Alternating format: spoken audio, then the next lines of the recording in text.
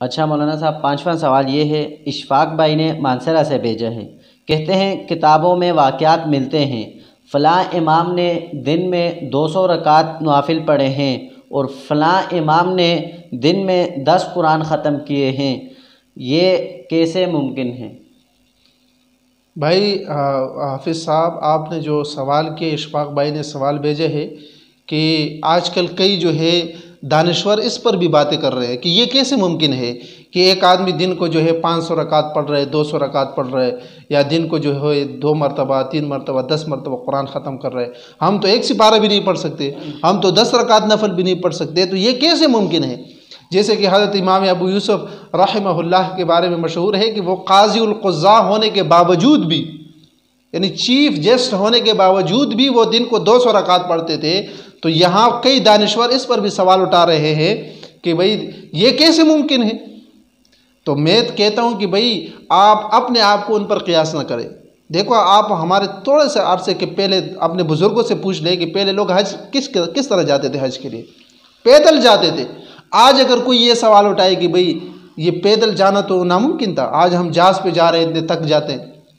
یا پہلے دیکھیں آپ کہ عورتوں کے بچے ہوتے تھے گھروں ہی میں ہوتے تھے، اسپتال تو نہیں تھے اس طرح۔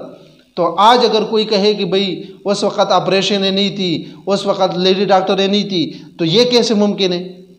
تو بھئی آج اپنے آپ کو ان لوگوں پر قیاس نہیں کریں نا، کیونکہ جب سہولتیں کم ہوتی ہیں تو لوگ پھر مشقتوں کو برداشت کرتے ہیں۔ تو میں ان لوگوں کو یہ کہنا چاہتا ہوں جو مطلب اس پر بھی اعتراضات کرتے ہیں کہ بھئی وہ لوگ جو ہے وہ ہماری طرح اپنے اوقات کو ٹچ موبائل پر لگانے والے نہیں تھے۔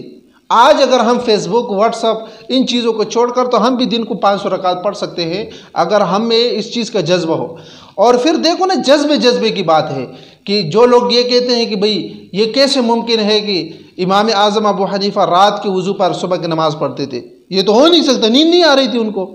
تو میں اس کے متبادل آج پر مثال دیتا ہوں کہ آج دیکھو، موبائل کا شوق ہے تو سارے رات لوگ موبائل میں انگلیاں مارتے ہیں۔ ایسے لوگ بھی آپ کو ملیں گے جو پورا سال رات کو موبائل میں شروع ہوتے ہیں تو صبح کے اذان تک کرتے ہیں۔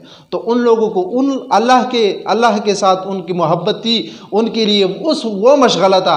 آج ہمارے موبائل کے ساتھ شوق ہے تو ہمارے اس کے ساتھ مشغلہ ہے، تو لہٰذا ایسے لوگ گزرے ہیں اور ہمارے لیے بڑے قابل فخر ہے۔ اور دوسری بات سب سے بڑی یہ ہے کہ اللہ نے ان کے وقتوں میں برکت ڈالا تھا، تو لہٰذا ایسے فضول اعتراضات نہیں کیے جائیں۔ یہ تاریخ کی جتنے بھی کتابوں میں ایسے واقعات ملتے ہیں وہ بالکل باجا ہے اور بالکل حق ہے۔